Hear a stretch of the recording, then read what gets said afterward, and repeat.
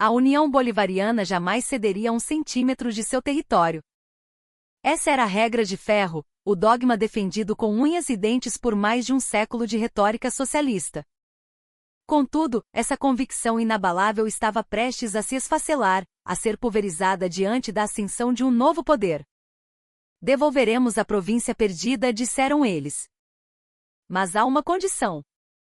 No instante em que essa condição foi ouvida, as agências de notícias do mundo inteiro dispararam seus alertas urgentes. Aquilo não era apenas uma faixa de terra esquecida na fronteira.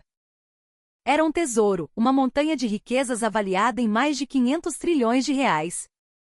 A notícia caiu como uma bomba no continente, especialmente em Buenos Aires, que se encheu de uma fúria incontida. Por que para o Brasil e não para nós? Por que não nos consultaram? Eles só sabiam protestar, bradar aos quatro ventos, mas mal sabiam eles que, diferente de nações que vivem de bravatas, o Brasil, o gigante adormecido, vinha se preparando meticulosamente para este dia há mais de uma década. A magistral jogada de mestre da diplomacia brasileira, um xeque-mate geopolítico que abalaria o mundo. E agora, as cortinas desse espetáculo estavam prestes a se abrir. A sala de situação da Casa Branca. Ali, o ar-condicionado é mantido a gélidos e constantes 18 graus Celsius. Alguns dizem que é para esfriar a cabeça em momentos de crise, mas eu sabia a verdade. Ao cruzar aquela porta, qualquer resquício de emoção humana congelava. Era uma pressão silenciosa, uma ordem implícita para julgar o mundo apenas com base em dados e lógica fria. Meu nome é Ethan Caldwell, analista sênior para a segurança energética da Eurásia e América do Sul na Agência de Inteligência Nacional dos Estados Unidos. Nos últimos 15 anos, minha vida se resumia a decifrar mudanças em pixels de fotos de satélite e analisar as ondas de dados em comunicações interceptadas. Para mim, o mundo não era um lugar onde corria sangue quente, mas um tabuleiro complexo desenhado por números gélidos. Pelo menos até o dia em que o telefone vermelho de emergência tocou, muito antes do amanhecer. Eram 3h42 da manhã quando o telefone seguro ao lado da minha cama emitiu sua vibração estridente e desagradável. O emissor era o gabinete do Conselheiro de Segurança Nacional. A voz do outro lado da linha não estava apenas ansiosa, estava tingida de um pavor genuíno. Caldwell, venha para a sala de situação agora. Temos imagens da fronteira amazônica. Algo inacreditável está acontecendo. Em 15 minutos eu estava vestido e rasgando o asfalto da Avenida Pensilvânia, cortando a escuridão que precede a alvorada. As luzes dos postes de Washington pareciam estranhamente frias, enquanto 1000 cenários se desenrolavam em minha mente. Uma redução das tropas da Aliança Bolivariana na fronteira? Um exercício militar argentino em larga escala? Ou uma nova provocação de algum cartel desconhecido? Todas as minhas hipóteses, no entanto, se despedaçaram no momento em que entrei na sala e encarei a tela colossal. Com seus 6 metros de largura por 3 de altura, o painel exibia imagens de altíssima resolução, em tempo real, de uma área que era um nó geopolítico, a tríplice fronteira entre Brasil, Venezuela e Guiana. Era chamada Província Perdida de Roraima, um território que fora historicamente brasileiro, mas que após um tratado controverso no século XIX, caiu sob o controle do que hoje é a Aliança Bolivariana. Uma ferida aberta na soberania nacional brasileira. Olhe isso, disse o general, sua mão tremendo levemente enquanto ampliava uma seção da imagem. Pontos vermelhos, como formigas de fogo, moviam-se em uníssono. Eram as assinaturas de calor de uma brigada de infantaria mecanizada, parte do 12º Corpo de Exército da Aliança. Tanques, veículos blindados, lançadores de mísseis móveis. Uma força massiva estava abandonando suas bases e recuando para o interior do país, em direção à Cidade Bolívar. Eles estão com muita pressa, pelo visto, murmurei, quase para mim mesmo. Abandonar assim a linha de defesa da fronteira. É praticamente um convite à invasão. Mas o comandante balançou a cabeça negativamente e apertou outro botão. A tela mudou, passando da visão térmica para o modo óptico.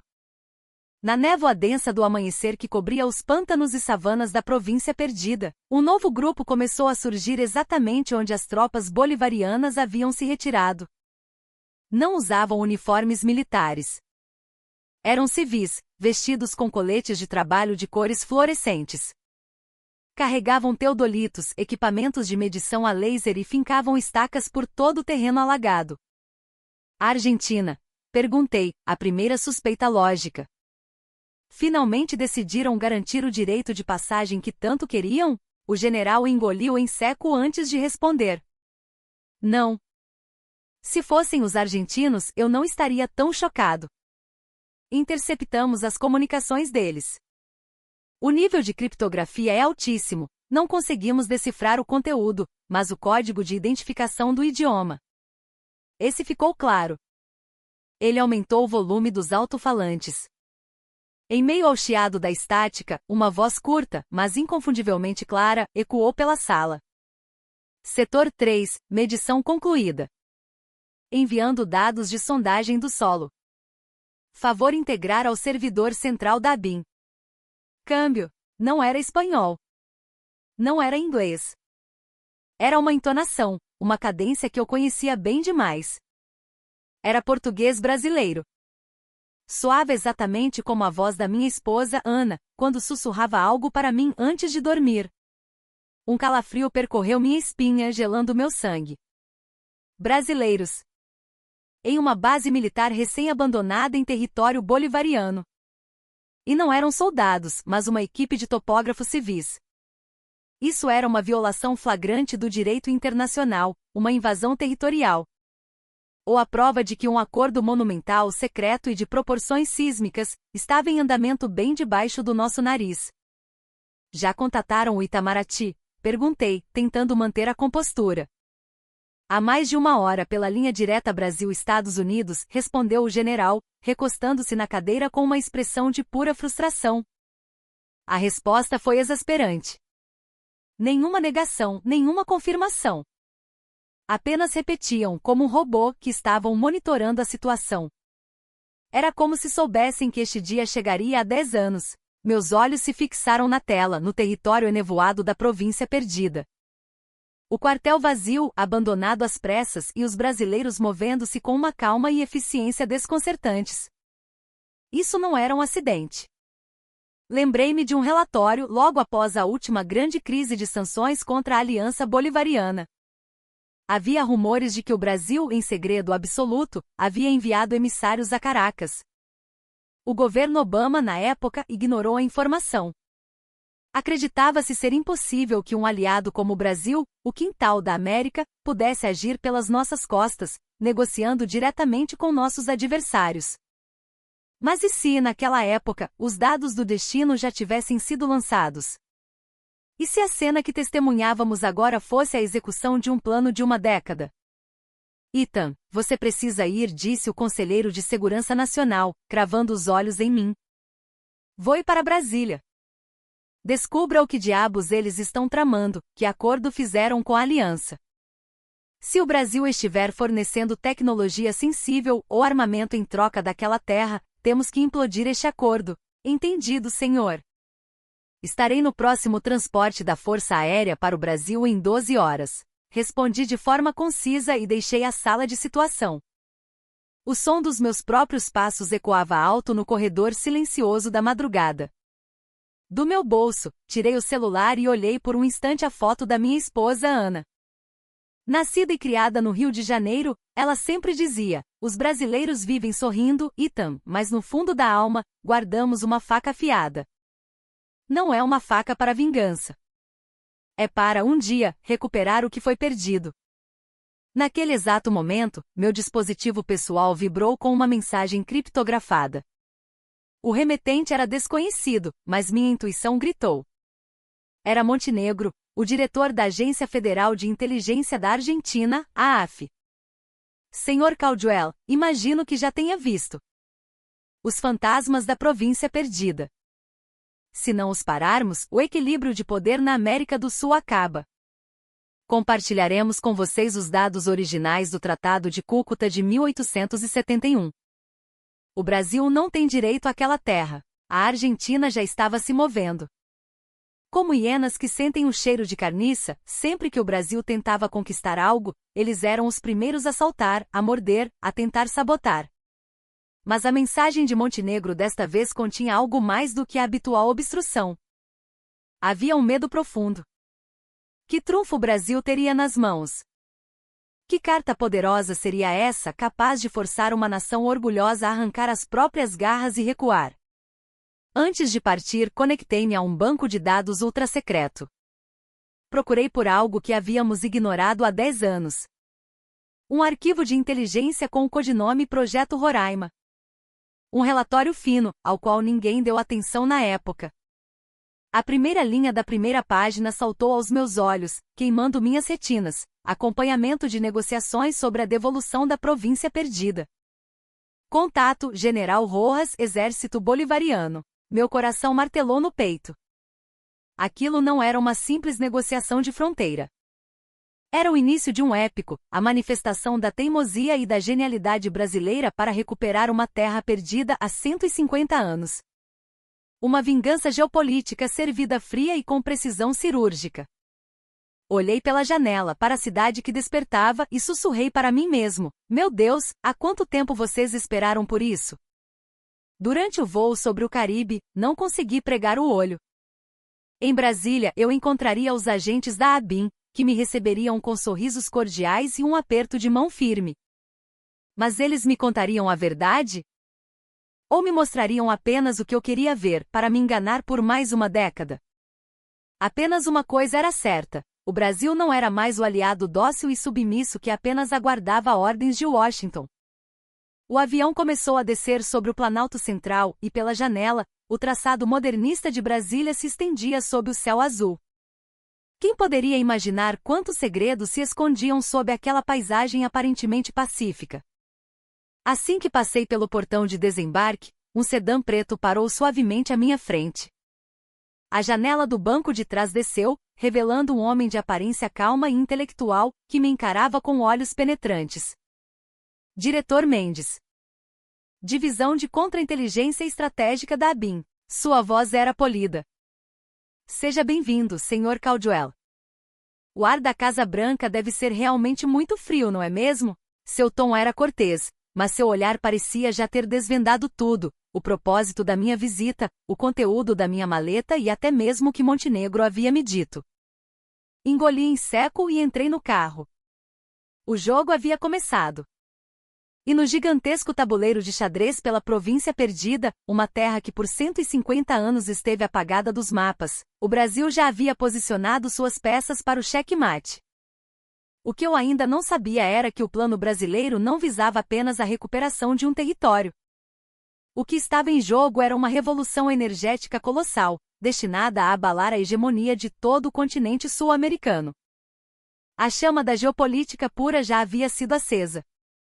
O sedã preto deixou o eixo monumental para trás, seguindo em direção a uma área mais isolada de Brasília. A paisagem urbana foi dando lugar a condomínios fechados e estradas ladeadas por uma vegetação exuberante.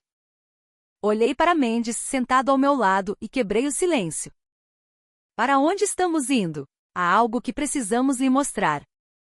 É melhor que o senhor veja com os próprios olhos. A resposta foi curta, mas seu olhar tinha um brilho estranho, como se estivesse repleto da alegria de finalmente poder revelar um segredo guardado por muito tempo. Após cerca de 30 minutos, o carro parou diante de um portão de aço maciço, encravado em uma encosta. Guardas armados verificaram a identidade de Mendes e o portão se abriu. Avançamos por um túnel e chegamos a um segundo posto de controle. Segurança dupla, tripla. Aquilo não era uma instalação governamental comum. Onde estamos? Perguntei. Oficialmente este lugar não existe, respondeu Mendes, saindo do carro. Seguiu. À nossa frente havia um edifício de concreto de aparência anódina, sem nada que chamasse a atenção. No entanto, quando nos aproximamos, o chão à nossa frente pareceu se abrir, revelando um gigantesco elevador que descia para as profundezas da terra. Por aqui, o elevador mergulhava no subsolo. 1, 2, 3 andares. Quando passamos do 5º nível, comecei a sentir uma pontada de ansiedade. Quão fundo aquilo ia? Finalmente as portas se abriram, revelando uma cena que me deixou sem palavras. Um espaço subterrâneo gigantesco, do tamanho de 2 campos de futebol. Dezenas de telas enormes iam do chão ao teto. Dúzias de analistas, sentados em frente a monitores, rastreavam algo com uma concentração absoluta. E no centro de tudo, um dispositivo que eu nunca tinha visto antes, uma mesa holográfica tridimensional. Sobre ela, o mapa de toda a América do Sul flutuava vivo, pulsante. O que é isto? Minha voz saiu trêmula. O Centro de Comando Estratégico da Amazônia Azul. Tudo o que preparamos nos últimos 10 anos está aqui. Mendes caminhou até a mesa holográfica. Com um gesto de mão, o mapa se ampliou, focando na província perdida e seus arredores. Inúmeros pontos de dados piscavam sobre a região. Senhor Caldwell, há pouco o senhor deve ter se perguntado por que ficamos em silêncio por uma década. A verdade é que não estávamos em silêncio. Estávamos nos preparando. Mendes pressionou um botão na mesa. A tela mudou, e as palavras pós-crise das sanções surgiram. Logo após aquela crise, quando a Aliança Bolivariana estava sufocada pelas sanções, o líder deles nos enviou um emissário secreto. Na tela, apareceu a foto de um oficial de meia-idade do Ministério das Relações Exteriores da Aliança. Este homem foi o primeiro contato. Ele trazia uma carta pessoal do líder supremo. A proposta era inacreditável: iniciar negociações para a devolução da província perdida. A condição era que a devolução ocorreria em etapas, conforme o avanço de uma futura reunificação sul-americana. Para eles, era uma proposta sem custos. Afinal, quem sabe quando essa tal reunificação aconteceria, não é mesmo? Eu assenti. Típico da astúcia deles. Uma manobra para atrair o Brasil para sua órbita sem entregar nada de imediato. E qual foi a resposta do Brasil? Nós aceitamos. Mas não somos tolos. Os olhos de Mendes brilharam com uma luz fria. A partir daquele momento começamos a nos preparar para o dia em que tornaríamos essa promessa uma realidade. A tela mudou novamente. Mapas históricos, tratados, artigos acadêmicos. Uma quantidade colossal de documentos passou rapidamente. Coletamos todos os 127 volumes de material histórico sobre a província perdida. Uma equipe de 12 dos maiores especialistas em direito internacional do país concluiu a análise jurídica. Mendes fez uma pausa. E criamos aliados dentro da própria aliança. Aliados? Perguntei, chocado.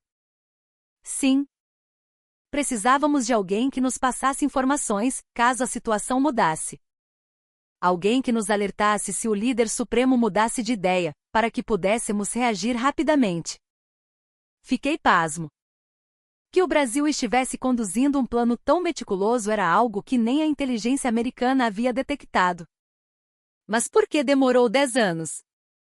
Se a preparação estava pronta, por que não agiram antes? Nós tentamos. A expressão de Mendes escureceu. Alguns anos atrás, tudo estava pronto. Estávamos prestes a assinar o acordo final com a aliança.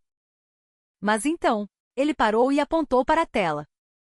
Imagens de protestos massivos e agitação política no Brasil surgiram. Houve uma troca de governo. O novo gabinete nem sequer sabia da existência deste projeto. A transição de informações sigilosas não foi feita corretamente. O canal secreto foi cortado e a aliança presumiu que o Brasil havia mudado de ideia. O projeto ficou na gaveta por um longo tempo. Entendo, eu disse. Mas nós não desistimos, Mendes me encarou diretamente. Mesmo com a troca de governos, mesmo com a mudança de pessoal, aqueles de nós que conheciam o projeto continuamos a nos preparar em silêncio. Acreditávamos que a oportunidade surgiria novamente. Senti em seu olhar algo mais profundo do que mera obstinação. Era um sentimento de pertencimento, um patriotismo visceral por uma terra perdida há 150 anos. E essa oportunidade finalmente chegou. Mendes mudou a tela mais uma vez. A imagem que apareceu foi de tanques e soldados em um conflito distante, a guerra da Ucrânia. Quando Putin iniciou aquela guerra, nós soubemos. Finalmente a nossa hora havia chegado. Um gráfico mostrou o colapso da economia russa. Sanções, isolamento, fuga de capitais. Putin ficou encurralado. Com a Rússia enfraquecida, a China se tornou a única potência a apoiar a Aliança Bolivariana, mas o preço desse apoio foi a submissão quase total. O líder supremo ficou desesperado, acuado. E foi aí que reativamos nosso canal. Eu respirei fundo. A geopolítica que eu conhecia estava sendo virada de cabeça para baixo. O Brasil não era mais um país que esperava ordens. Há uma década vinha construindo seu próprio tabuleiro, e agora estava prestes a dar o checkmate. Senhor Caldwell, o que o senhor está vendo é apenas o prólogo. Mendes continuou, enigmático. Antes de lhe mostrarmos o verdadeiro valor da província perdida, o senhor precisa entender por que demorou tanto. O que aconteceu em Caracas, por que o líder supremo tomou essa decisão? O senhor precisa saber. Sobre a mesa holográfica, uma recriação de Caracas pós-crise das sanções apareceu. O modelo tridimensional do Palácio de Miraflores girava lentamente. Mendes começou a explicação. Após as sanções, o líder supremo estava eufórico com sua vitória sobre o imperialismo. Mas a alegria durou pouco. A tela exibiu uma longa lista de sanções impostas pelo Ocidente. Congelamento de ativos, restrições de viagem, embargos econômicos. A corda apertava o pescoço da aliança. O líder é um homem esperto. Ele percebeu que as sanções seriam duradouras e compreendeu outro fato crucial. Mendes ampliou o mapa da China. Se dependesse apenas da China, seu país se tornaria, em pouco tempo, um mero estado vassalo. Eu assenti. O dilema clássico da aliança. Virar as costas ao Ocidente significava cair nos braços da China, que não via a aliança como um parceiro igualitário, mas como um grande mercado e um depósito de recursos. Foi por isso que ele começou a procurar um terceiro eixo, continuou Mendes. Um país na América do Sul, posicionado entre os interesses chineses e americanos. Uma nação com poder econômico e tecnológico. Um aliado dos Estados Unidos, mas que busca seu próprio espaço diplomático. O Brasil, eu disse. Exato. Mendes fez o mapa do Brasil flutuar sobre o holograma. Para ele, o Brasil era uma opção extremamente atraente. Primeiro, temos a questão da província perdida, uma variável que impede uma hostilidade definitiva. Segundo, a tecnologia das empresas brasileiras como a Embraer e a Petrobras está entre as melhores do mundo. Terceiro, atrair o Brasil para sua órbita criaria uma fissura na aliança pan-americana liderada pelos Estados Unidos. O holograma exibiu a imagem da província perdida. Uma área de pouco mais de 32 mil quilômetros quadrados. A província era a isca perfeita, explicou Mendes. Seu valor militar é quase nulo. Mas seu significado simbólico é imensurável. Para os brasileiros, não é apenas uma terra. É um pedaço da nossa história perdida. O líder supremo entendeu isso com uma precisão notável. Mendes ativou uma simulação da reunião secreta daquela época. No holograma, um diplomata bolivariano falava, sua voz sintetizada, mas o conteúdo baseado nos registros reais. O líder supremo deseja estender uma mão amiga ao Brasil. Há a necessidade de discutir a questão da devolução da província perdida. E quais eram as condições? Perguntei.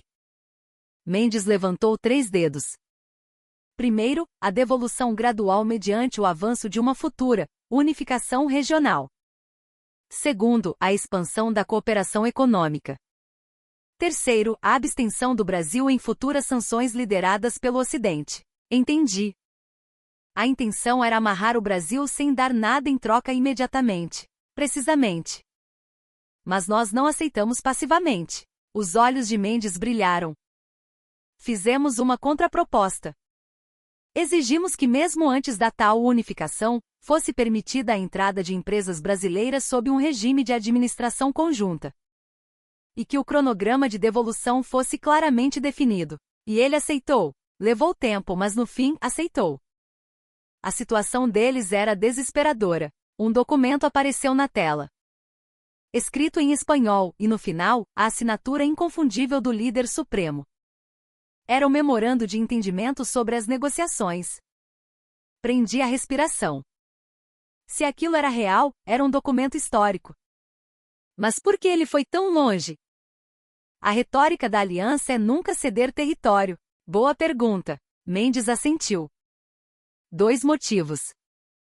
Primeiro, a província perdida tem pouco valor estratégico para eles. É longe de Caracas, subdesenvolvida, praticamente um pântano.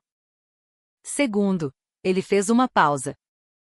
Ele, na verdade, nunca teve a intenção de devolver. A promessa era apenas uma isca para nos atrair. Ele não contava que a situação mudaria tanto. A guerra na Ucrânia, eu completei.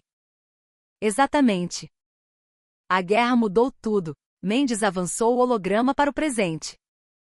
A aliança contava com o apoio russo, mas a Rússia agora mal consegue se sustentar. A dependência da China atingiu níveis perigosos. Foi aí que eles voltaram a jogar a carta do Brasil? Não, Mendes balançou a cabeça. Desta vez, fomos nós que agimos primeiro. Com essa frase, inclinei-me para a frente. O Brasil agiu primeiro. Eu, que imaginava a aliança implorando pela ajuda brasileira, estava completamente enganado. Alguns meses atrás, reabrimos o canal secreto. E fizemos uma proposta. Não seria a hora de finalmente cumprir aquele antigo acordo? Recostei-me na cadeira processando a informação. A reação deles? No início ficaram chocados. Não imaginavam que ainda nos lembrávamos daquela promessa antiga. Mas no fim aceitaram. A aliança hoje não tem outra escolha. Mendes se levantou.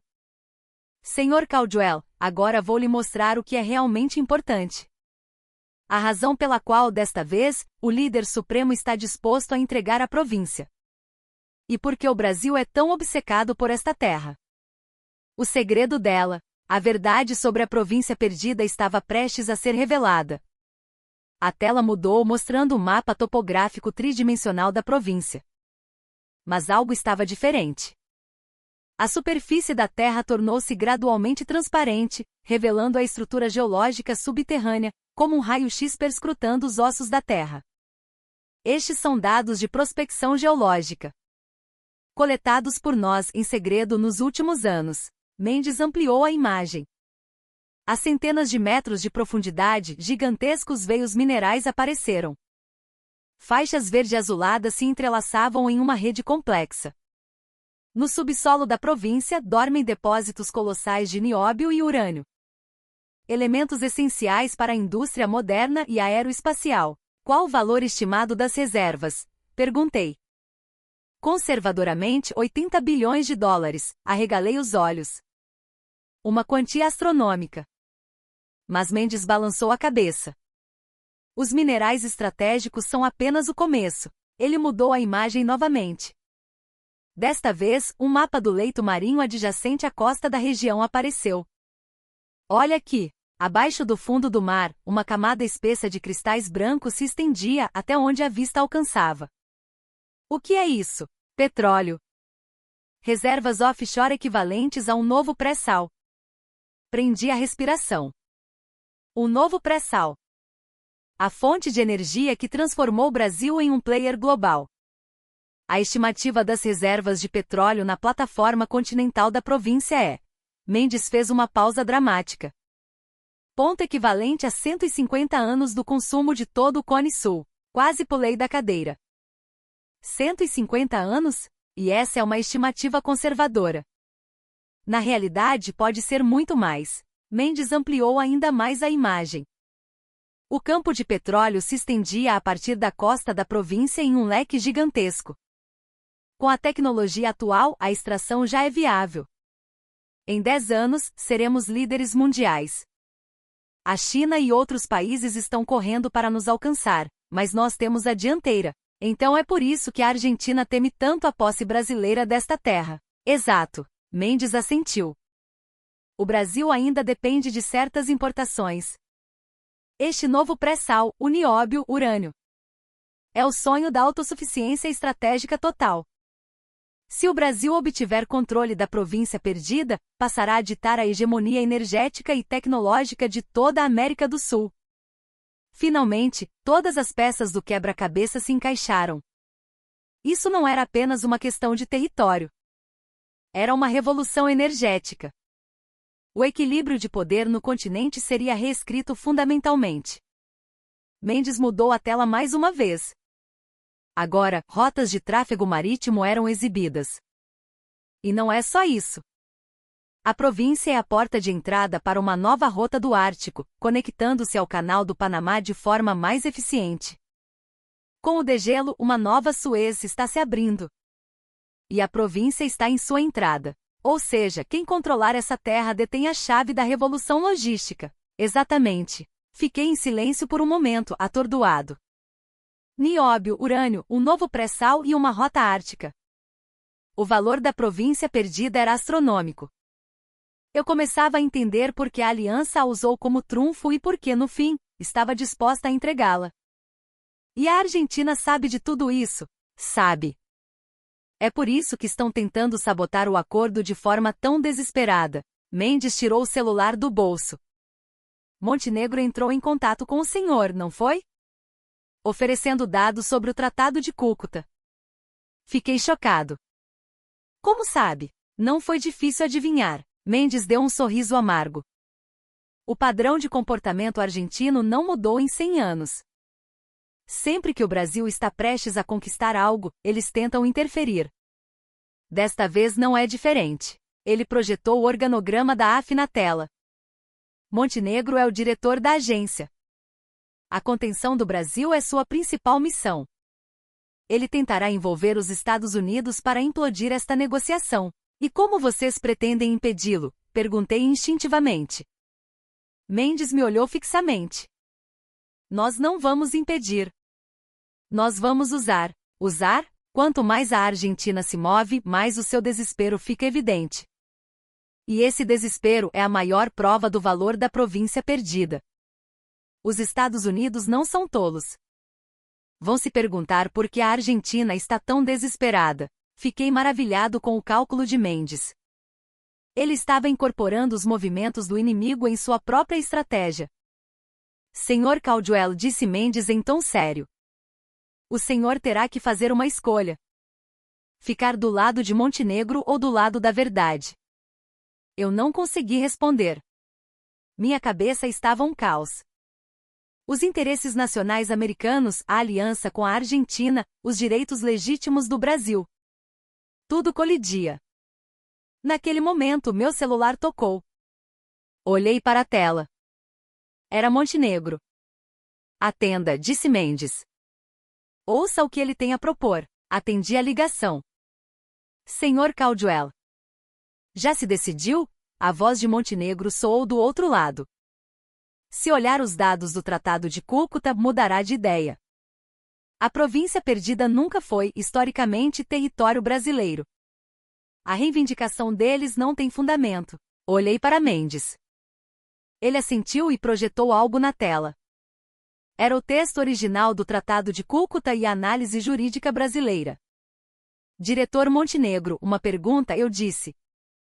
Em qual cláusula do Tratado de Cúcuta está explicitamente declarado que a província perdida pertence à sua esfera de influência ou à da aliança? Houve um silêncio do outro lado da linha.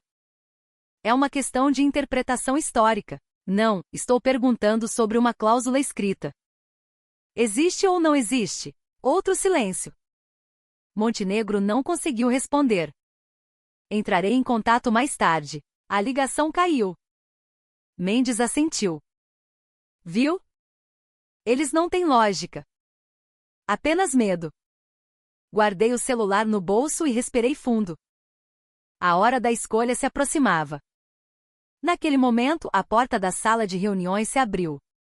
Uma figura inesperada entrou. Um homem de cabelos brancos e olhar afiado. Mendes falou primeiro. Este é o General Rojas. Um velho amigo nosso, especialista nos assuntos internos da Aliança Bolivariana. O colaborador do lado de lá, a peça-chave, finalmente se revelava. Rojas aparentava ter mais de 60 anos, mas sua postura era ereta. Tinha o porte de um oficial da velha guarda antes da decadência. Ele fez uma leve reverência a Mendes e me olhou. Senhor Caldwell, não é? Venho lendo seus relatórios há algum tempo. Sua pronúncia em inglês era impecável. General Rojas. Não esperava encontrá-lo aqui. Eu também não esperava encontrar um analista de inteligência americano no subsolo de Brasília, ele respondeu com um sorriso irônico.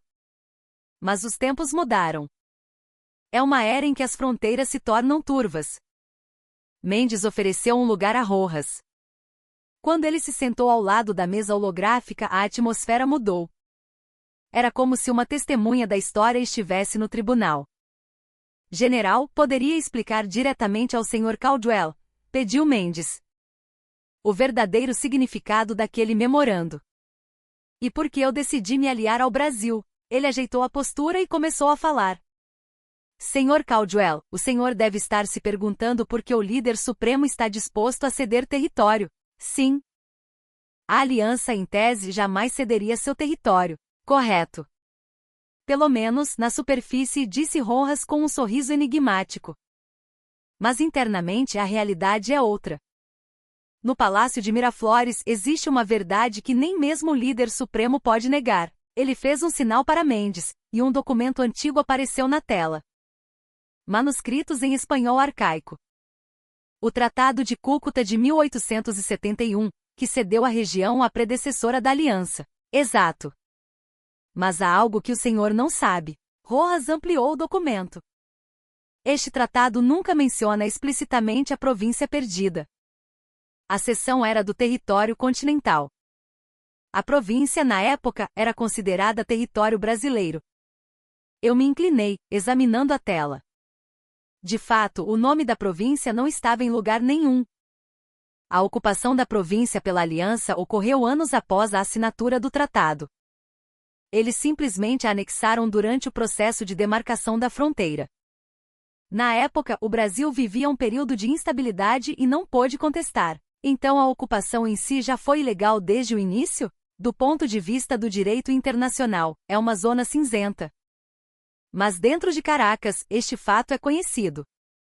O líder supremo sabe disso. Rojas mostrou outro documento. Este é um relatório interno, preparado no início dos anos 2000. Uma análise do status legal da província. Li o documento em espanhol. A conclusão era clara: a soberania sobre a província perdida possui frágil base legal. Risco futuro de disputa territorial. Se ele sabia disso, por que fez a primeira proposta de devolução? Perguntei. 2 motivos. Rojas levantou os dedos. Primeiro, já que a base legal era fraca, ele decidiu usar a terra estrategicamente. Como isca para atrair o Brasil. Segundo, na época, ele não sabia da existência dos recursos subterrâneos. Fiquei de olhos arregalados. Ele não sabia? Não. A descoberta do nióbio, do urânio e do potencial de petróleo é recente. Quando ele fez a proposta inicial, achava que estava oferecendo apenas um pântano inútil, mas agora ele sabe. Exatamente. E é por isso que a situação se complicou. Os oligarcas ao redor do líder supremo estão pressionando para que ele não abra mão dos recursos. Mas ele precisa pensar em um quadro maior. A sobrevivência da aliança. Os olhos de Rojas escureceram por um instante. A crise econômica já dura anos. O país está em ruínas, os talentos fogem para o exterior e estamos sendo subjugados pela China. Nesta situação, não duraremos mais uma década. E é por isso que o Brasil é necessário. Correto. O Brasil é a única saída para a aliança escapar da dependência chinesa. Tecnologia, capital e uma ponte com o Ocidente. E o preço por isso é a província perdida. Senti que todas as peças do quebra-cabeça finalmente se encaixavam. O cálculo do líder, a preparação meticulosa do Brasil, o desespero da aliança. Tudo fazia parte de um único fluxo. General Rojas, só mais uma pergunta. Por que o senhor se aliou ao Brasil?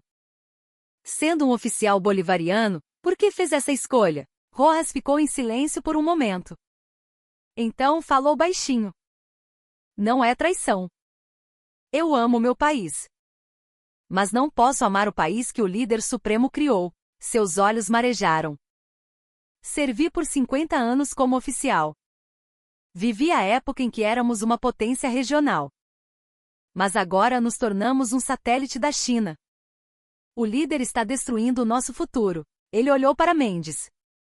A cooperação com o Brasil é a escolha certa também para nós. Devolver a província, obter a tecnologia e o capital brasileiro. É a única maneira de sobrevivermos. Tomei esta decisão pelo futuro da minha pátria. Senti uma profunda emoção nas palavras de Rojas. Um homem que não traiu sua nação, mas fez uma escolha para salvá-la. Em seus olhos havia dor e determinação. Senhor Caldwell, disse Mendes. É hora de tomar uma decisão. O que o senhor vai relatar a Washington? Vai apoiar o Brasil e endossar esta negociação? Ou ficará do lado da verdade? Olhei para os dois homens. O chefe da inteligência brasileira e um general dissidente da aliança. Uma combinação estranha, mas em seus olhos vi a mesma coisa, a sinceridade da verdade. Preciso voltar a Washington. Relatarei tudo o que vi e ouvi pessoalmente. Mendes assentiu. Entendido. Providenciaremos o transporte aéreo. Levantei-me e caminhei em direção à porta. No meio do caminho, parei e me virei para Mendes. Diretor. Uma promessa. Até que eu retorne, não divulguem nada. Os Estados Unidos precisam de tempo para tomar uma decisão. Mendes pensou por um momento e respondeu. Daremos 72 horas. Se passar disso, teremos que agir. Assenti e deixei a sala de reuniões. No carro, a caminho do aeroporto, recebi outra ligação de Montenegro. Senhor Caldwell. Não sei o que lhe mostraram em Brasília, mas não se deixe enganar. Sua voz soava desesperada. Os brasileiros são arrogantes. Eles se prepararam por 150 anos para este momento. Vão enganar até mesmo os Estados Unidos. Diretor Montenegro, o senhor tem alguma prova concreta? Uma prova de que a reivindicação brasileira é falsa? Provas? Temos dezenas. O texto completo do tratado, documentos diplomáticos russos, mapas da época. Tudo prova que a província pertence à aliança. Mas há pouco, quando perguntei, o senhor não soube responder onde o nome da província está explicitamente mencionado. Ouvi a respiração pesada de Montenegro do outro lado da linha. Senhor Caldwell, isto não é uma questão de interpretação legal. É uma questão de geopolítica. Explique. Se o Brasil puser as mãos na província, o equilíbrio na América do Sul será destruído. Se o nióbio, o pré-sal e a rota ártica caírem nas mãos deles, o que será do Brasil? E o que será da estratégia americana para o Atlântico Sul? Reflete sobre a lógica de Montenegro. Ele não falava de legitimidade histórica, mas de interesses. Então a sua posição é, não importa se o Brasil está certo ou errado, se é desvantajoso para a Argentina, deve ser impedido. Isso é política internacional? Justiça é para os livros didáticos, ele respondeu seco. Entendido. Vamos analisar em Washington. Respondi brevemente e desliguei, olhando pela janela. As palavras de Montenegro tinham um fundo de verdade. No mundo da política internacional, a justiça é frequentemente deixada para trás. O poder e a lógica dos interesses dominam a realidade. Mas algo me incomodava. A atitude desesperada da Argentina. Era mais do que apenas interesse. Era medo. O medo profundo de que o gigante finalmente acordasse. 12 horas depois, cheguei a Washington. Fui direto do aeroporto para a Casa Branca. O conselheiro de Segurança Nacional me esperava. Caldwell. Relatório verbal primeiro. O conteúdo é sensível demais para deixar rastros. Na sala de conferências, relatei tudo o que vi em Brasília. O Centro de Comando Estratégico, a preparação de uma década, os recursos da província, o colaborador interno da aliança. Tudo. Quando terminei, o rosto do conselheiro estava rígido. E o que dizem os argentinos? Para impedir a qualquer custo. E o que você pensa? Fiquei em silêncio por um momento e depois respondi com franqueza. A posição brasileira tem mérito. O tratado não menciona a província, e historicamente era território brasileiro. A própria aliança reconhece isso internamente. Não temos um pretexto legítimo para impedir. Se o fizermos, os Estados Unidos parecerão imperialistas. O Brasil é um aliado.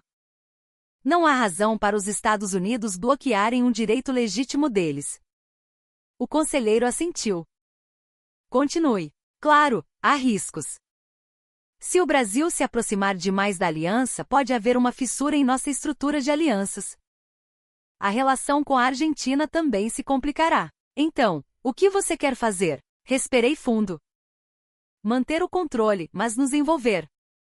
Reconhecemos a negociação do Brasil, mas, em troca, condicionamos a participação de empresas americanas no desenvolvimento da província.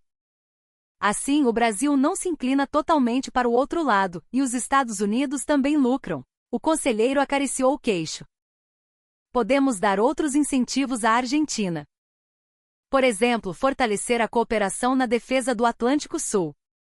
A aliança Estados Unidos-Argentina não será abalada por causa da província perdida. O conselheiro se levantou. Vou relatar ao presidente. Incluindo sua opinião. Obrigado, senhor. Saí da sala. Mas as coisas não avançaram tão facilmente. Na manhã seguinte, o embaixador argentino visitou a Casa Branca. E à tarde, um artigo foi publicado no New York Times, Brasil e Aliança Bolivariana em acordo secreto. Suspeita de traição à Aliança Continental. O artigo, citando uma fonte anônima de alto escalão, informava que o Brasil, enganando os Estados Unidos, havia feito um pacto secreto com a Aliança. Era uma clara guerra de informação. A Argentina havia mobilizado a mídia. O Itamaraty emitiu imediatamente uma nota de repúdio. Mas o artigo já havia se espalhado, e a desconfiança em relação ao Brasil crescia nos Estados Unidos. Recebi uma mensagem de Montenegro no meu celular. Viu só? Isso é só o começo. Se não pararmos a ambição brasileira, a América do Sul mergulhará no caos. Senti raiva. Era um jogo sujo. Manipular a opinião pública sem relação com a verdade para sabotar a negociação. Mas o mais irritante foi que parte da opinião pública americana começou a concordar com a Argentina. O secretário de Estado declarou que estava monitorando a situação, e vários congressistas começaram a exigir explicações do Brasil. As 72 horas que Mendes me deu estavam se esgotando. Não havia mais tempo. Eu precisava tomar uma decisão. Naquela noite, entrei em contato novamente com o conselheiro da Casa Branca. Solicito uma reunião com o presidente. Tenho informações a relatar pessoalmente. Sobre quem está por trás da guerra de informação argentina e suas verdadeiras intenções. E por que os Estados Unidos devem ficar do lado do Brasil. Após um breve silêncio, a resposta veio, amanhã às 9 horas, no Salão Oval. Desliguei o telefone e passei a noite preparando o relatório. Desta vez com a intenção de deixar tudo registrado. Para o julgamento da história. O Salão Oval era menor do que eu via na televisão. Mas ao entrar, o peso do ar era diferente. O lugar onde a história é feita. Essa pressão pesava sobre meus ombros. O presidente estava sentado atrás de sua mesa. O conselheiro de Segurança Nacional e o secretário de Estado também estavam presentes. Abri o relatório que preparei. Senhor presidente, venho relatar sobre a questão da província perdida. Vá direto ao ponto, disse o presidente, levantando a mão. Explique por que os argentinos estão fazendo tanto barulho. No subsolo da província, existem reservas de petróleo offshore equivalentes a 150 anos do consumo do Cone Sul. Além disso, há depósitos de nióbio e urânio no valor de 80 bilhões de dólares. Os olhos do presidente brilharam com intensidade. É por isso que a Argentina está tão nervosa? Porque se o Brasil puser as mãos nisso, eles perdem. Exatamente, senhor presidente. A Argentina importa muita energia. Se o Brasil alcançar a autossuficiência estratégica, o equilíbrio de poder na América do Sul mudará drasticamente. Esse é o medo deles. O secretário de Estado interveio. Mas o Brasil se aliando à aliança não é uma ameaça para nós também? É uma questão de enquadramento, respondi com calma. O Brasil não está se aliando à aliança. É a aliança que está se curvando ao Brasil. O fato de o líder supremo estar cedendo território é a prova de que a aliança está enfraquecida. Para os Estados Unidos, isso não é uma má notícia. O presidente acariciou o queixo. Mas os argentinos estão envolvendo até a nossa mídia para criar confusão. Esse é o problema. Virei para outra página do relatório. A Agência Federal de Inteligência da Argentina vazou informações para a imprensa americana. Um aliado tentando manipular nossa opinião pública. Isso é uma traição mais grave do que qualquer acordo brasileiro. A sala ficou em silêncio. A expressão do presidente endureceu. Você tem provas? Tirei os documentos que obtive em Brasília. Provas que mostravam o contato entre Montenegro e um jornalista americano. 2 dias antes da publicação do artigo. O presidente examinou os documentos, seu rosto ficando vermelho gradualmente. Esses desgraçados. O conselheiro de Segurança Nacional perguntou com cautela. Senhor presidente, como procederemos? O presidente se levantou, olhou pela janela por um momento pensativo. Então se virou e disse, liguem para o presidente brasileiro. Informem nossa posição. Qual posição, senhor? Não nos oporemos ao acordo sobre a província. Com a condição de que nossas empresas também participem do desenvolvimento energético. Os Estados Unidos também querem uma fatia do bolo. A resposta argentina virá depois. Primeiro, precisamos parar essa guerra de informação deles. Soltei um suspiro de alívio. O pior talvez tivesse sido evitado. Mas o presidente não parou por aí. Caldwell. Sim, senhor presidente. Você irá pessoalmente a Brasília e comunicará nossa posição. E participará das negociações, representando os Estados Unidos. Fiquei surpreso. Uma virada completamente inesperada. Senhor presidente, sou um analista, não um diplomata. Eu sei. É por isso que você é o homem certo. Precisamos de alguém que veja apenas a verdade, sem cálculos políticos. O presidente deu um tapinha no meu ombro. Conto com você. E claro, não se esqueça dos interesses americanos. A reunião terminou.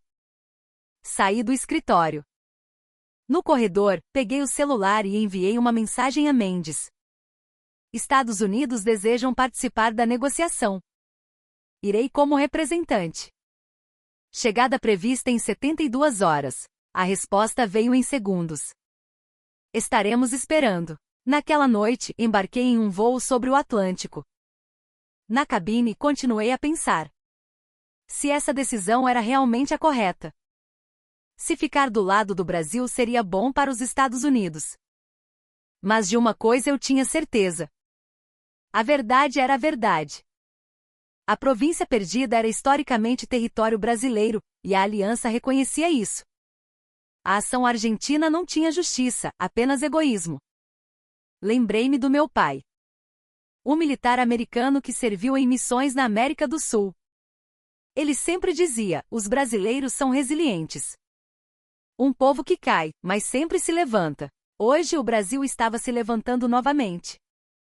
Para recuperar o que havia perdido há 150 anos. E a América se aliar a esse esforço certamente não era uma coisa ruim. Durante o voo não consegui dormir. Não sabia o que me esperava em Brasília. Mas estranhamente não havia medo. Pelo contrário, pela primeira vez eu tinha a convicção de que estava fazendo a coisa certa. Ao chegar ao aeroporto de Brasília, Mendes estava lá para me receber novamente. Desta vez, sua expressão era mais leve. A participação dos Estados Unidos é muito bem-vinda. É uma grande ajuda. Foi uma decisão do presidente. Sou apenas o mensageiro. Não seja modesto. Foi você quem escreveu o relatório. No caminho, Mendes me atualizou sobre a situação. Amanhã, haverá uma coletiva de imprensa no Palácio do Planalto. O próprio presidente fará o anúncio. O que ele vai anunciar? O acordo de gestão conjunta da província e o plano de desenvolvimento dos recursos subterrâneos. E também a participação americana. Assenti. A reação da Argentina é, como esperado, feroz.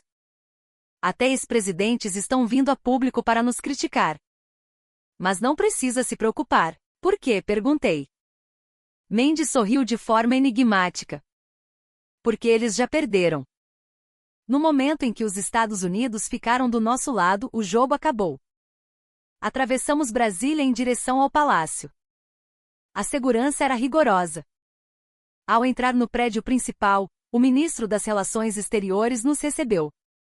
Senhor Caldwell. Seja bem-vindo. O presidente deseja vê-lo pessoalmente. Fui conduzido ao gabinete presidencial. O presidente do Brasil parecia mais jovem do que eu imaginava. Ele se levantou e estendeu a mão para um aperto. Agradeço a decisão dos Estados Unidos. Por favor, transmita minha gratidão ao seu presidente. Certamente o farei. Por favor, sente-se. Sentamo-nos frente a frente. O presidente começou a falar. Senhor Caldwell, eu li o seu relatório. O diretor Mendes me enviou uma cópia. Fiquei um pouco surpreso. Não imaginava que meu relatório chegaria às mãos do presidente do Brasil. Gostaria de lhe perguntar uma coisa. Por que ficou do lado do Brasil?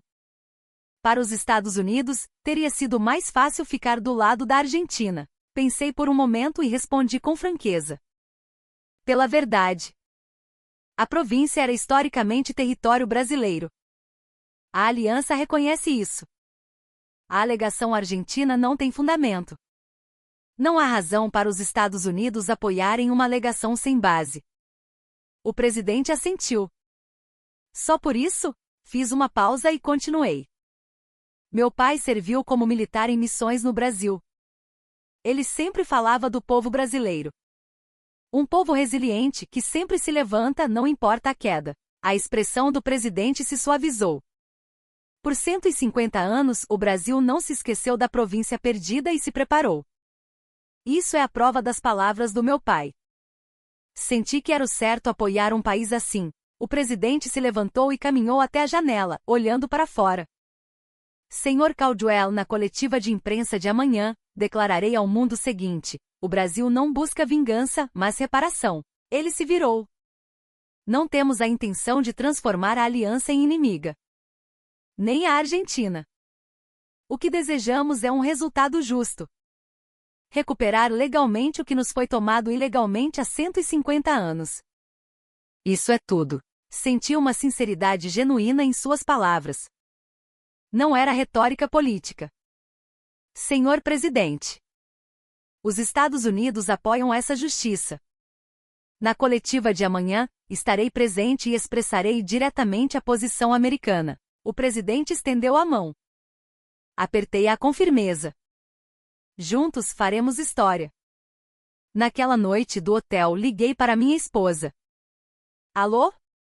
Ana, estou em Brasília. Eu vi no noticiário. O que aconteceu? É uma longa história. Conto pessoalmente depois. Mas me diga uma coisa. O quê? Você costumava dizer que os brasileiros guardam uma faca no coração. Eu achava que era para vingança. Minha esposa ficou em silêncio por um momento e depois respondeu baixinho. Não, querido. É a faca da recuperação. Para recuperar o que foi perdido. É para isso que a mantemos afiada. Assenti lentamente, embora ela não pudesse ver. Entendo. Agora eu entendo. Desliguei o telefone e olhei pela janela. A paisagem noturna de Brasília brilhava. Amanhã a história se moveria nesta cidade. E eu faria parte dela. A sala de imprensa do Palácio do Planalto estava lotada de jornalistas. Não apenas da mídia brasileira, mas da CNN, BBC, Al Jazeera, Xinhua. A imprensa mundial estava reunida. Sentei-me no lugar designado para mim, como representante dos Estados Unidos. Exatamente às 10 horas, o presidente subiu ao pódio. Os flashes dispararam, as câmeras começaram a gravar. Cidadãos brasileiros, e a todos que nos assistem ao redor do mundo, a voz do presidente era calma, mas cheia de força. Hoje faço um anúncio histórico. Em uma tela gigante, o mapa da província perdida foi projetado. Esta terra, localizada na fronteira com nossos vizinhos, foi território brasileiro por séculos. Após o Tratado de Cúcuta de 1871, foi ocupada pela nação predecessora da Aliança Bolivariana, mas em nenhuma parte do tratado o nome da província é mencionado. Histórica e legalmente, esta terra sempre nos pertenceu. Um murmúrio percorreu a plateia de jornalistas. O presidente continuou. Hoje anuncio um acordo com o governo da Aliança Bolivariana. O documento do acordo foi projetado na tela. Um acordo escrito em português e espanhol. Brasil e Aliança assinaram um acordo de gestão conjunta da província. Com base neste acordo, empresas brasileiras entrarão na província para iniciar o desenvolvimento conjunto dos recursos subterrâneos. E no futuro, conforme o avanço das relações regionais, a soberania plena será transferida em etapas. Os jornalistas levantaram as mãos em uníssono, mas o presidente continuou. E mais uma coisa: uma foto de um documento antigo foi projetada. Este é o original do Tratado de Cúcuta de 1860. Após análise especializada, confirmou-se que a província perdida não estava incluída no território cedido, e o governo da Aliança reconheceu este fato. Sentiu uma profunda admiração por suas palavras. O presidente não estava apenas anunciando o resultado de uma negociação. Estava declarando corajosamente a legitimidade histórica do Brasil para o mundo. O Brasil não busca vingança. A voz do presidente ficou mais grave. O que queremos é reparação. Recuperar o que perdemos em meio ao caos, há 150 anos. Esse é o nosso objetivo. Ele olhou diretamente para as câmeras. Alguns países criticam este acordo, dizendo que ele perturba o equilíbrio sul-americano. Mas eu pergunto, um status quo desfavorável e injusto vale mais do que uma mudança correta? Por que corrigir um erro de 150 anos seria uma ameaça? A sala ficou em silêncio. O Brasil deseja a paz. Deseja a cooperação. Mas não temos a intenção de abandonar nossos direitos legítimos. Esta é a nossa posição. Então o presidente olhou para mim. Hoje, o representante dos Estados Unidos está presente nesta cerimônia. Por favor, ouçam diretamente a posição americana. Levantei-me e caminhei até o pódio. Meu coração batia como um tambor. Quando parei em frente ao microfone, milhares de flashes foram disparados em minha direção. Ethan Caldwell, analista sênior da Agência de Inteligência Nacional dos Estados Unidos. Mais flashes. Trago uma mensagem do presidente. Os Estados Unidos apoiam o acordo do Brasil sobre a província perdida. Esta é a recuperação de um direito histórico legítimo do Brasil, e os Estados Unidos respeitam os direitos de seus aliados. Um jornalista da NHK levantou a mão. Os Estados Unidos ignorarão as preocupações da Argentina? Respondi com calma. Os Estados Unidos ouvem as preocupações de todos os seus aliados. Mas preocupações e fatos são coisas diferentes. É um fato que a província era historicamente território brasileiro. A aliança reconhece isso. Os Estados Unidos baseiam suas decisões em fatos. Outro jornalista perguntou. Os Estados Unidos também participarão do desenvolvimento da província? Sim. Empresas americanas também participarão do desenvolvimento dos recursos energéticos. Este é um novo capítulo na cooperação Brasil-Estados Unidos. A coletiva de imprensa durou mais de 1 hora. As perguntas foram lançadas uma após a outra e nós respondemos a cada uma delas com cuidado. Quando finalmente terminou, eu estava exausto, mas cheio de orgulho. Ao sair da sala, Mendes se aproximou. Parabéns pelo trabalho. Parabéns a vocês. Por 10 anos de trabalho. Mendes assentiu silenciosamente. O verdadeiro começo é agora. Reflete sobre suas palavras. A assinatura do acordo não era o fim, mas o começo. Desenvolvimento, gestão, medidas diplomáticas. Havia uma montanha de trabalho a ser feito. Mas naquela noite do meu quarto de hotel, olhando para a paisagem noturna de Brasília, pensei, a espera de 150 anos finalmente acabou. O Brasil estava finalmente recuperando a peça perdida de seu quebra-cabeça. A frase do meu pai voltou à minha mente. Os brasileiros caem, mas sempre se levantam. Hoje eu testemunhei a prova disso. O gigante havia, de fato, despertado. Após a coletiva de imprensa, a reação mundial foi a esperada. Ou melhor, mais intensa do que o esperado. A Aliança Bolivariana emitiu imediatamente uma nota de boas-vindas. O próprio líder supremo enviou um telegrama ao presidente brasileiro, expressando sua expectativa por uma nova era de cooperação sul-americana. A China ficou em silêncio. Para eles que cobiçavam a província, a conquista brasileira foi uma amarga derrota. Mas oficialmente não disseram nada, considerando sua delicada relação com a aliança. A reação mais feroz, como previsto, veio da Argentina. O presidente convocou uma coletiva de imprensa de emergência, condenando a ação do Brasil como uma ameaça à estabilidade regional e uma reivindicação de soberania sem base legal. Mas essa alegação rapidamente perdeu força. Quando ficou claro que os Estados Unidos apoiavam o acordo brasileiro, a posição do governo argentino enfraqueceu drasticamente. O mais interessante, porém, foi a reação que surgiu dentro da própria Argentina. Um renomado historiador declarou em um programa de TV, após analisar o Tratado de Cúcuta, não há evidências de que a província perdida tenha sido claramente designada como território da aliança. A alegação brasileira é factual. Nosso governo deveria admitir isso. O governo criticou imediatamente o acadêmico, mas a opinião pública começou a vacilar. E a polêmica se espalhou em uma direção inesperada. E as Malvinas, como ficam? Questionou um deputado da oposição no Congresso. Se a aliança está devolvendo a província ao Brasil, por que a Inglaterra não nos devolve as Malvinas? Por que nosso governo não pressiona mais fortemente por essa questão? O presidente ficou sem palavras. Criticar o acordo da província enquanto evitava a questão das Malvinas era, de fato, uma contradição. A Argentina também tinha seu território perdido. Essa controvérsia abalou a política argentina. A oposição atacou a hipocrisia do governo, e a opinião pública se dividiu. No final, o presidente teve que recuar um passo. A Argentina está observando os resultados do acordo brasileiro. Esperamos cooperação para a estabilidade regional no futuro. Não foi uma retratação completa, mas uma postura claramente suavizada.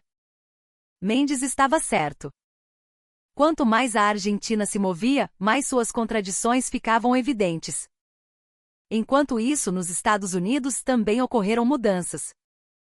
O presidente emitiu uma declaração oficial: os Estados Unidos apoiam o acordo do Brasil sobre a província. Respeitamos os direitos legítimos de nossos aliados. No Congresso, uma resolução de apoio ao Brasil foi aprovada com apoio bipartidário. De Brasília, eu observei todos esses desdobramentos. E percebi algo. O Brasil não apenas venceu uma negociação. Ele mudou as regras do jogo. Por 150 anos, a América do Sul foi o playground das grandes potências. Estados Unidos, China, Rússia movendo suas peças no tabuleiro, e o Brasil era apenas uma dessas peças. Mas desta vez foi diferente. O Brasil criou seu próprio tabuleiro. As grandes potências agora eram as que se moviam em seu jogo.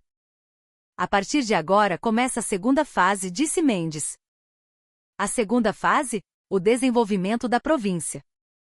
O acordo é apenas o começo. Só quando realmente utilizarmos aquela terra ela será nossa. Ele estava certo. Acordos no papel podem ser rasgados a qualquer momento. Mas quando pessoas se estabelecem, empresas entram e a infraestrutura é construída, a realidade muda. As empresas americanas estão prontas para participar. Os gigantes da energia estão interessados. A tecnologia de extração de petróleo em águas profundas é liderada pelos Estados Unidos. Mendes assentiu. Excelente. Vamos fazer isso juntos. Naquela noite no bar do hotel bebi um uísque com Mendes. Pela primeira vez, conversamos de forma relaxada. Por que você faz este trabalho? Perguntei. Por 10 anos, se preparando em segredo, sem desistir mesmo com a mudança de governo. O que o motivou? Ele pousou o copo e falou baixinho. Meu avô era um militar que serviu na fronteira. Antes de morrer, ele me disse, um dia,